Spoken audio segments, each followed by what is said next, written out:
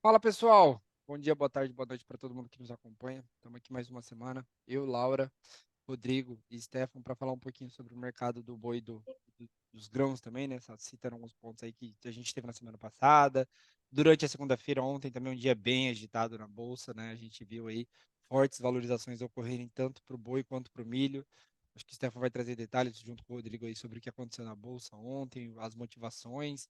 Muita gente já sabe, né, que está relacionado com o clima, mas basicamente o que a gente tem visto aí é uma preocupação muito grande, uma ansiedade muito grande, eu diria, né? Eu estou vendo o mercado muito, as pessoas que analisam o mercado, todo mundo que está acompanhando o mercado hoje, muito mais ansiosa, porque é um problema que já está todo mundo meio que antecipando lá para o que vai acontecer no ano que vem. E eu acho que isso a gente vai entrar, detalhar mais um pouco sobre o que está acontecendo. E para entrar no mercado do boi, antes da gente falar um pouquinho sobre preço, eu quero trazer alguns números aqui que a gente. Primeiro, a gente divulgou na nossa plataforma, né? Dois relatórios. O primeiro sobre a pesquisa trimestral de abate de animais do terceiro trimestre, né? O IBGE soltou os dados do primeiro trimestre aí de abate. Desculpa, primeiro não, do terceiro trimestre aí de 2023 para o abate de animais, tanto bovinos quanto suíno quanto aves. E a gente teve basicamente o segundo maior abate de bovinos no Brasil para um terceiro, para um segundo maior isso, segundo maior abate de bovinos para um trimestre nesse terceiro trimestre de 2023 foram 8,85 milhões de cabeças, perdeu apenas para o quarto trimestre lá de 2013, que foi quando a gente bateu recorde de abate no Brasil. E quando a gente olha a produção de carne bovina, né, aí já considerando que o preço da carcaça avançou muito de 2013 para cá, a gente teve a maior produção de carne bovina da história para um trimestre, que foi 2,36 milhões de toneladas. Então, basicamente reforçando esse sentimento de um mercado muito, mas muito bem ofertado. O crescimento do abate no comparativo anual foi de 11%, isso considerando que do terceiro TRI de 2021 para 2022 já tinha crescido mais de 10%. A produção avançou 9%. Então, basicamente, o que a gente está vendo é trimestre após trimestre, durante o ano de 2023, a gente ter grandes volumes produzidos. Quando a gente une as três proteínas animais, tá?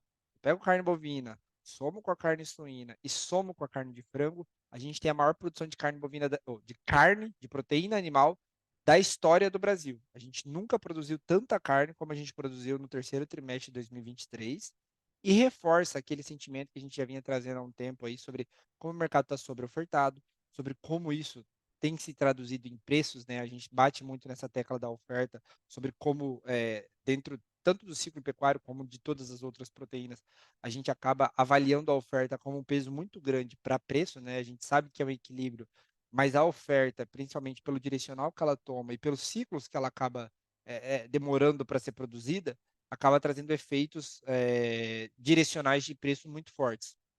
Então, a gente está sentindo isso, sentiu isso muito no terceiro trimestre. Se a gente pega o abate mensal, que já foi estratificado, né? O abate do mês de agosto de 2023, que foi justamente quando o preço do boi gordo bateu a sua mínima, né? Entre agosto e setembro. Mas a gente, fechando o mês de agosto, a gente teve o maior abate da história do Brasil durante o mês de agosto para o mês, né? Então, foram mais de 3,14 milhões de cabeças abatidas durante o mês de agosto de 2023, resultando, obviamente, nesse maior volume de abate de animais, de bovinos, na história do país. Enfim, reforçando esse sentimento de descarte de fêmeas, de virada de ciclo pecuário, que a gente ainda se encontra dentro disso, e a partir de agora alguns reforçadores talvez possam existir.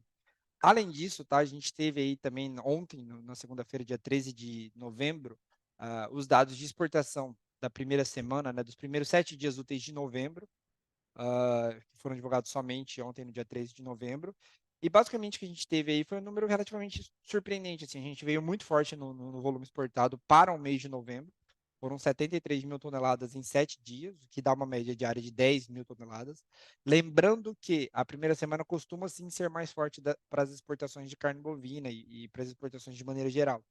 Então a gente já está estimando que vai haver um recuo nas próximas 2, 3 semanas, né? Então a gente vai ter uma redução nessa média diária exportada, imaginando que o mês vai fechar em torno aí de 170 a 180 mil toneladas exportadas pelo Brasil durante esse mês de novembro. Por que que é uma estimativa otimista, tá? Só para voltar.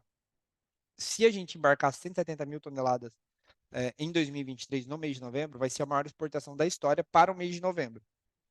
Ainda assim, aquele sentimento que a gente trouxe no último podcast sobre exportação, o que a gente ainda enxerga com isso é que não conseguimos ultrapassar por mais um mês 200 mil toneladas, que continua aparentemente sendo o nosso teto, tá? Então, reforça esse sentimento de que a exportação bate no teto ali, claro, pelo menos para a gente, de volume exportado, e deve enfrentar dificuldades.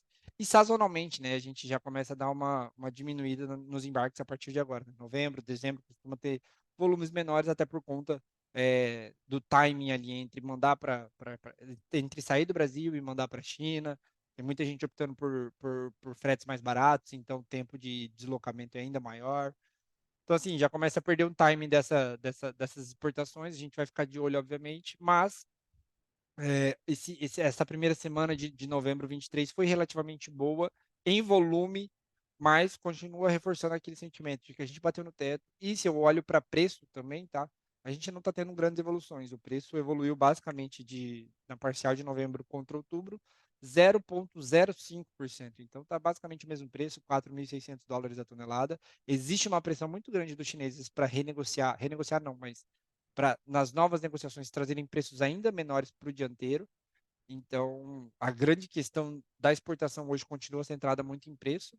Tanto é real que a gente até trouxe no comentário do boletim do Fato Pecuário essa semana sobre como vender carne para o mercado interno e vender dianteiro para o mercado interno e para fora, né, para exportação, para a China nesse momento, já está numa situação parelha com o que foi em junho desse ano, quando a gente teve um ressecamento do boi China, né, do ágio do boi China. A diferença entre vender para a China e vender para o mercado interno está no menor nível desde junho desse ano, reforçando esse sentimento de que a exportação já não está lá essas coisas, né? Tinha melhorado ali durante o mês de agosto, setembro, mas já não está lá essas coisas e muito por conta de preço, que está bem ruim. E aí, para entrar um pouquinho em mercado, até para a Laura trazer aí que ela está vendo, né? Acho que a gente até conversou aqui antes, teve algumas discussões de ponto de vista, e normal, acho que faz parte. Mas eu vou pedir para ela trazer o que ela está vendo no mercado do boi, trazer as movimentações de bolsa aí que aconteceram ontem, principalmente, né, que chamaram a atenção, mas durante a última semana como toda, desde terça-feira, quando a gente falou. Laurinha, manda aí. Obrigada, Iago. Primeiramente, agradecer a todos que estão nos ouvindo aí por mais uma semana, né? O mercado começou animado, pelo menos na B3, o físico também dando alguns sinais de animação, mas ainda é cedo para a gente falar que está se sustentando. Mas pelo que nós estamos vendo aqui, aquela expectativa que a gente tinha, né, de entrar em clima de festa, chegar no final de ano, ele realmente está se aproximando aí. Na última semana, nós passamos por um cenário em que a gente faz o comparativo semanal, né, da semana passada com a semana retrasada, o boi ainda caiu, tá? No comparativo da média do CPEA das últimas 2 semanas, a gente tem na semana passada uma queda na casa de 1,8% para a arroba bovina.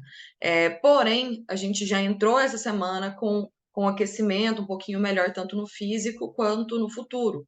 A gente já viu aí em algumas praças, né? Principalmente quando a gente fala praças fora de São Paulo, um aquecimento maior, vi negócio de sair de boi no estado de Goiás até 240, que inclusive é o mesmo preço de São Paulo, ou seja, diferencial de base, mais uma vez, voltando a zerar, tá? A gente viu isso principalmente quando o boi caiu lá, né, em agosto, nós vimos esse movimento, né, do diferencial de base praticamente zerado de São Paulo para outros estados, e agora, com a valorização maior de outros estados e não tanto de São Paulo, nós temos visto esse movimento novamente ocorrer aí.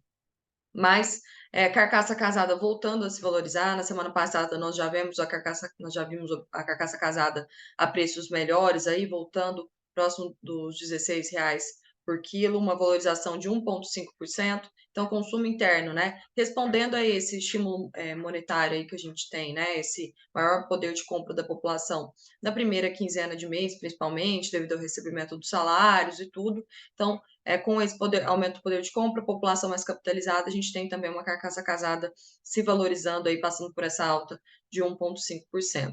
E agora, na segunda quinzena, apesar de, historicamente, não é o que a gente observa, né? Segunda quinzena, geralmente, se tem um poder de compra um pouco reduzido, mas nesse mês específico, a gente tem o recebimento do 13º salário aí. Então, o que deve nos dar um aquecimento também na segunda quinzena de mês. Então, o que a gente acredita é que o consumo interno deve continuar sustentado para essa segunda quinzena. Tá?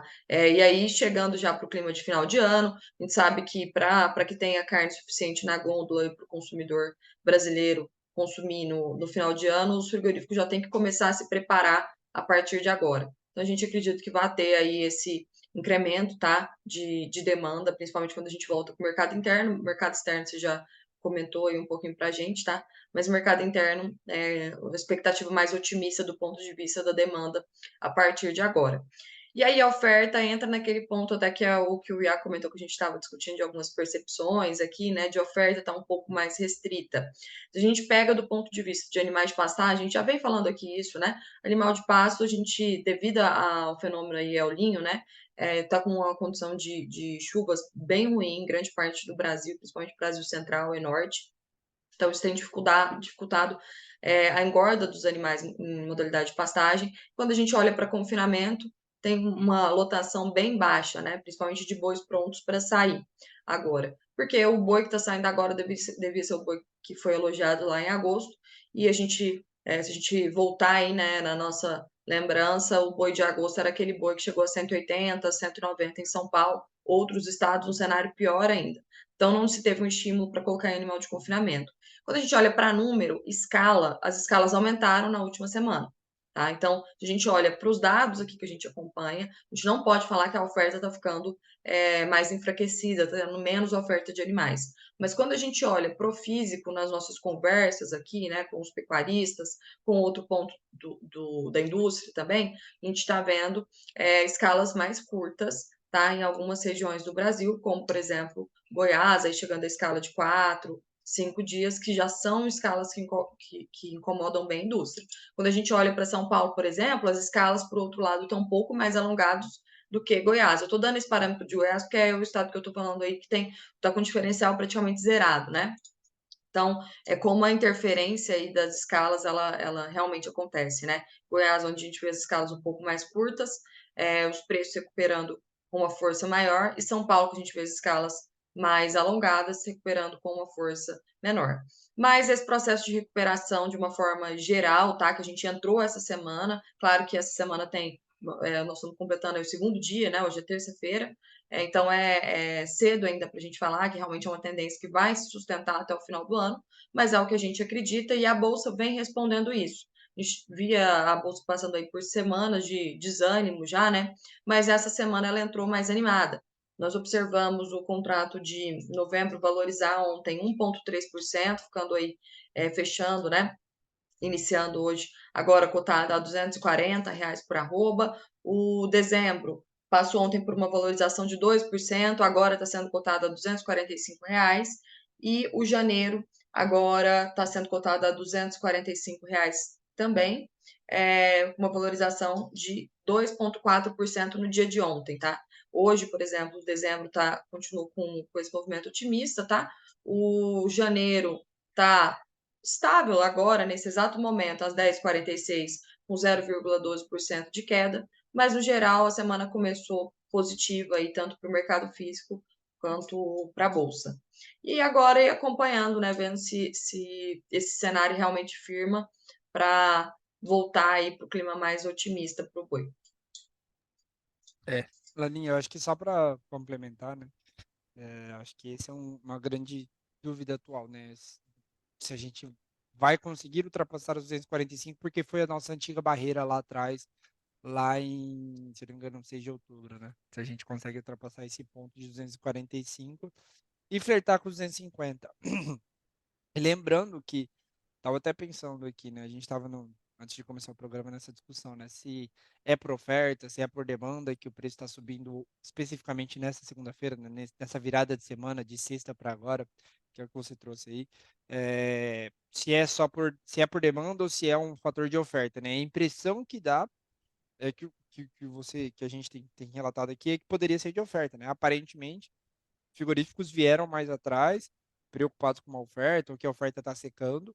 E se a gente volta, como você trouxe, né? A gente tem aquele gráfico da margem do confinamento, se a gente volta lá para agosto e setembro, a gente teve basicamente 45 dias de olhando para a operação financeira, né, do confinamento, margens negativas, né? Então, você colocar o animal naquele momento, você já sabia que você poderia tomar prejuízo, porque a conta não fechava olhando 3 meses para frente.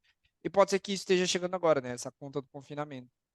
Uhum, Mas acho que tem uma grande dúvida que eu já venho trazendo há cerca de 2 semanas aí, é a minha preocupação justamente com esse clima, né? E lembrando, acho que a grande problemática do clima hoje é que a falta de pastos, digamos assim, ela é crônica, mas ela, assim, a gente ainda deve ver. Eu acho que o Stefan vai trazer isso sobre o sentimento da soja, né? Sobre como você não condena a safra de soja por um novembro que não chove tanto, né? Você obviamente vai ter cortes, mas você não condena uma safra de soja, assim como você não condena uma safra de pasto por um outubro e um novembro ruim de chuva, né? Então, acho que a gente ainda vai ter pasto, a gente ainda vai ter boi engordando por pasto. A gente tem que tomar cuidado com a calamidade pública que você lança. Eu falo você, né? Quando a gente analisa aqui, quando a gente lança, quando a gente fala, pô, vai faltar pasto, e é isso aqui vai trazer um problema de oferta de gado no Brasil. Eu acho que a gente tem que tomar cuidado só com isso, porque o El Ninho, assim, ele traz um problema de chuva, mas ainda assim a gente vê chuva, não quer dizer que vai parar a chuva completamente. Então, a minha grande indagação é que isso vai trazer um problema maior lá na frente, e a grande problemática disso, dessa falta de pasto, vai talvez se resultar em um animal sendo abatido mais cedo, mas ainda assim, um animal sendo abatido, ou seja, ocupando a linha de abate, e isso acho que isso soma ao fato, na verdade, de que a gente ainda enfrenta um estoque muito grande de animais, sabe? Então, é, acho que a gente vai sentir o impacto de fato do El Niño, acho que não é nem por agora. Acho que os pastos ainda vão ser manejados. Obviamente, se a gente não tiver um ano catastrófico de chuva, né? A gente realmente faltar muita, muita chuva no Brasil, acho que a gente ainda vai ter uma regularização dessas pastagens, mais secas do que o normal, com certeza piores do que nos últimos 2, 3 anos.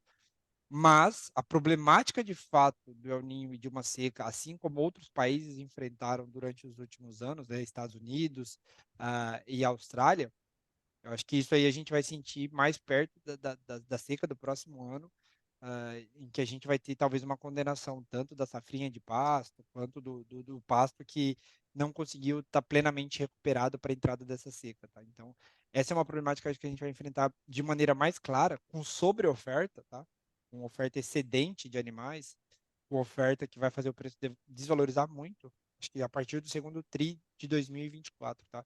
Por enquanto, eu ainda acho que assim, a gente enfrenta no curto prazo, né? Um reflexo talvez dessa problemática de oferta lá de trás, né? Com a tomada de decisão de confinamento meio que, não vamos confinar, tá muito ruim de preço. Então acho que a gente pode estar enfrentando o reflexo disso, né? Que foi lá em agosto, setembro desse ano. Em conjunto, obviamente, com essa piora, né? O cara tava achando que o pasto ia melhorar bastante, então ou ele está entregando o animal mais cedo, mais menos pesado, digamos assim, ou ele não está entregando, mas acho que isso ainda é muito incipiente, sabe? Acho que o que a gente está vendo agora é um conjunto ali que está melhorando na bolsa. A bolsa trabalha muito com essa ansiedade também de valorização antecipada, né? Então, a gente ainda vai ter que ficar de olho aí, né? E acompanhar os próximos dias, mas a gente já começa a entrar na segunda quinzena, a partir do dia 20 começa a entrar as primeiras parcelas do 13º, mais dinheiro na economia, e isso tende a movimentar um pouco mais as compras dos frigoríficos, né? Pode ser esse movimento já antecipado. A gente vai ficar de olho, obviamente, mas acho que é isso. E aí eu já vou passar a bola. Não sei se tem alguma coisa para Iago, comentar. Oi, Laura, pode falar. é, só esse ponto, assim, até para frisar para quem está nos ouvindo, né, o reflexo do El Niño, como ele pode ocorrer, que é bem isso que você falou. Então, basicamente, tem muito se falado, né, que ele pode ocorrer gerando uma menor oferta de animais terminados. E realmente, se o pasto está numa condição pior, vai demorar um tempo maior de engorda daquele animal para que ele chegue no ponto ótimo ou desejado de abate, né? Então, num primeiro momento, ou pelo menos na época das águas, talvez se tenha essa oferta menor, pelo menos no primeiro momento, né, de entrega desses animais. Mas é justamente o que você comentou, né? Depois, quando entra lá no período de seca, preparação para o período de seca, a gente já vai entrar no período com uma qualidade de passagem menor. Então, o pecuarista vai ter que se ver meio que obrigado a descartar mesmo esses animais de forma mais intensa, porque senão ele simplesmente não consegue passar. Vai ter animal que eu já escutei conversa de até animal morrendo, né? Dependendo da condição de pastagem. Então, realmente é uma condição bem séria que não é arbitrar, né? Ah, eu posso escolher ou não vender mais ou menos animais. É necessidade mesmo de ter que entregar isso aí mais para a entrada de seca. Então, talvez agora a gente, nesse primeiro momento, a gente tenha uma menor oferta e algo que dê sustentação para os preços, mas depois lá na frente não tem muito para onde correr, que é o que a gente viu na Austrália e Estados Unidos acontecer quando eles passaram por secas mais severas, né? Mas eu acho que é isso. Ia tocar Show. para os grãos aí. Sim, vai lá. Eu acho que eu já vou passar a bola para o Stefan, que ele tem muitas informações junto com o Rodrigo para trazer sobre grãos. Stefan e Rodrigo, a bola tá com vocês. Vamos lá, turma. O cenário climático aí continua estressante, né? Estamos passando por uma semana bem quente. Para a soja, começam a ter aí algumas previsões de redução da safra, né? Apesar de todo do que a gente vem passando, né? A gente está aí com 60% da área plantada, algumas regiões já sim bem secas, né? Reportes aí de perda de morte de plantas, né? Reportes de replantio, enfim. Mas em relação à conjuntura internacional, né? A gente tem que olhar também para o nosso vizinho, para a Argentina, né? Eu acho que fica um ponto de destaque que a Argentina quebrou metade da safra no passado, está plantando sua safra num ritmo lento também, né? Efeito também de cenário climático, efeito de El Niño, porém, né? Uma situação, uma condição aí que vem, pelo menos esses primeiros sinais aí de chuvas, vêm muito positivos em relação ao que foi ano passado na Argentina. Então a gente vê sim algumas movimentações estressantes de Chicago aí no março e no maio, que é onde o produtor brasileiro usa teria referência aí para fazer algum hedge, seria aí próximo da casa dos 14, 13,90, que é o que o mercado tem colocado hoje como indicado hoje como tetos de preço, né? Caso o clima não colabore daqui para frente, né, continue essa irregularidade, continue trazendo alguns níveis de estresse mais intensos, né?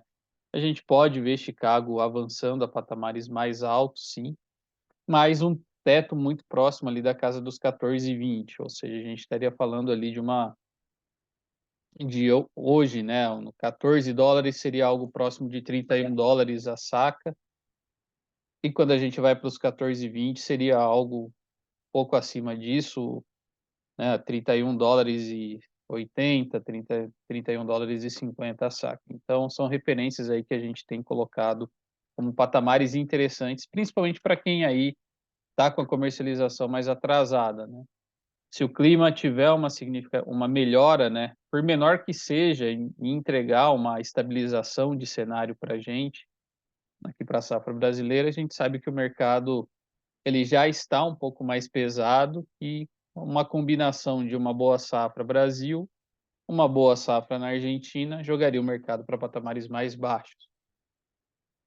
Indo para o milho, que acho que é o principal destaque aí, começou a semana um movimento apocalíptico, né, desenhado aí por quem está operando, né, batendo o limite de alta na B3, muito em função desse cenário da soja, atrasa o calendário do milho, então tem essa questão, né, o ponto da comercialização de insumos também atrasado, a gente não vê o mercado rodar, só que a gente tem notado, né, tem recebido aí informações, primeiro a ureia, que voltou a cair, né, um pouco essa semana, caiu aí da ordem de 5%, já no mês de novembro, né, caindo aí 10 a 20 dólares a tonelada, preço nos portos do Brasil. Tem uma expectativa ainda de que esses preços possam melhorar, porque o mercado está relativamente bem ofertado e não tem nada novo relacionado a conflitos que poderia, sim, trazer um movimento potencialmente mais estressante para a ureia. E em relação à semente de milho, que sempre vem sendo aí um calcanhar aí para o produtor, né? Se a gente pegar hoje um saco de, de semente, né, da ordem aí de R$ 1.200, R$ 1.300, a gente tem ouvido aí alguns descontos até generosos aí, chegando a 30, 40% na precificação da semente. Então tem, talvez aí a gente vê algumas movimentações que possam trazer algum sinal n- não tão negativo quanto tem sido apontado em relação à redução de área plantada. Tudo bem, fica a questão climática,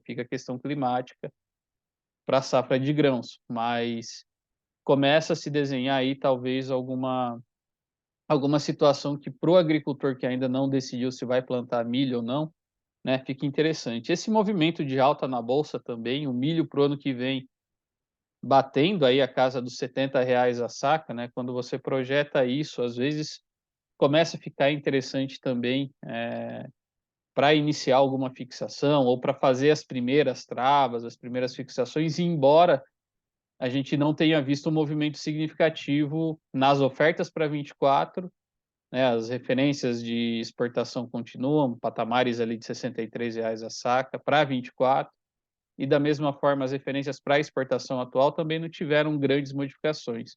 Só que a gente vê uma atividade maior do mercado doméstico aí para o milho, fazendo compras, e também o produtor aí não tem cedido muito nas negociações, porque o milho, quando a gente olha níveis de relação de troca aí com as proteínas, né, avicultura, suinocultura, próprio boi gordo também, né, olhando o mercado spot, não olhando o mercado futuro, está um patamar de compra interessante. Então, né, o milho estando barato nesses níveis e vendo um risco para o ano que vem que ele está dado, né, acho que fica um risco para o cenário de nutrição animal como um todo para o ano que vem, né? A turma do algodão também tem sua preocupação com El Ninho, principalmente o Mapito e a Bahia, que é o segundo maior produtor de algodão do país. Então, fica essas ponderações de risco para quem está olhando, né, estratégia de nutrição agora, já fazendo um planejamento para o ano que vem. Mas da mesma forma, quem vai plantar milho, só quem está aí plantando a soja, está pouco comercializado, está ainda em cima do muro sobre plantar milho ou não, né? A gente tem visto aí alguns sinais aí de oportunidades nesse que o mercado climático da América do Sul tem trazido para a gente. E aí queria passar para o Rodrigo, é, trazer mais algumas informações. Bom, obrigado, Stefan. Vamos lá. Cenário oposto entre o término da semana anterior, pós-divulgação do relatório USDA na quinta-feira, e o início dessa semana, né, bem positivo. Na quinta-feira, o USDA elevou, trouxe, na verdade, bastante mudança até para a safra norte-americana de soja e milho, né, a safra atual, 23, 24. Ele elevou as estimativas de rendimento para o milho para 174,9 bushels por acre, que resultou em um recorde, né, de produção nos Estados Unidos, se a gente comparar com todo o histórico. Isso refletiu diretamente sobre os preços em Chicago do cereal. Se a gente observa o contrato mais líquido, até então, o dezembro, ele veio renovando as mínimas, tanto na última quinta-feira, no dia da divulgação do relatório WASDE, no dia 9, na sexta-feira, e já nesse início de semana ele ia apresentando certa recuperação. Para a soja, a gente teve o mesmo cenário. O USDA reportou aí alguns ajustes acima das expectativas.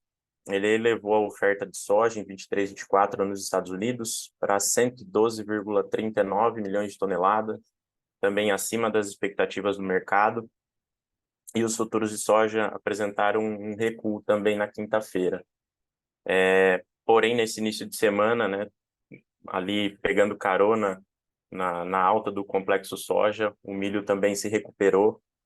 O report do CFTC, ao invés de sair na última sexta-feira, ele veio atrasado no dia de ontem, mas ele contabiliza a posição dos fundos até o dia 7, então não pegou essa posição dos fundos na divulgação do relatório WASD.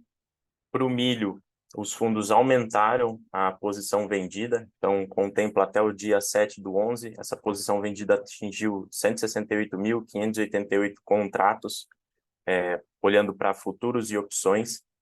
Para a soja, até no dia 7/11, eles aumentaram a posição comprada no grão para 68.598 contratos, e o que chama atenção é a maior posição comprada para o farelo, se a gente olha sazonalmente. Então, para esse período do ano, é uma posição, é um saldo comprado recorde aí de 111.987 contratos. E nesse início de semana, os futuros avançando bastante.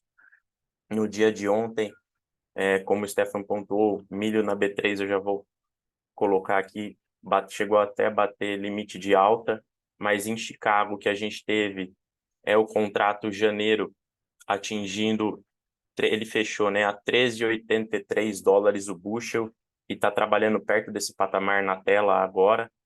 E os contratos mais à frente, que são referências aí para a safra brasileira, atingindo aí, flertando com os $14 o bushel em Chicago. Então, muita atenção, como o Stefan colocou, para o produtor que está pouco comercializado. Se a gente olha para Chicago, está em patamares interessantes. Agora, vindo para a B3, como a gente mencionou, os futuros de milho aqui atingiram um limite de alta no dia de ontem, né? Então, uma variação que chega até 5% sobre o preço de ajuste do dia anterior. Então, chamou bastante atenção. O milho para janeiro rompeu os R$ 68 a saca, trabalhando próximo desse patamar na tela agora, a 67,88. Milho novembro, X23, ele vence na quinta-feira pós-feriado. Então, para quem tem posição em aberto, atenção. No físico, né? O indicador que baliza, que é referência para esses contratos em bolsa no dia de ontem, ele veio a R$ 59,67 a saca, basicamente andando de lado no comparativo com a semana anterior. E aproveitando o indicador para soja, base Paranaguá, né, base Porto, veio a R$ 144,40 a saca. Aqui sim já demonstrando um pouco mais de força em relação à semana anterior, um incremento aí de cerca de R$ 2 a saca.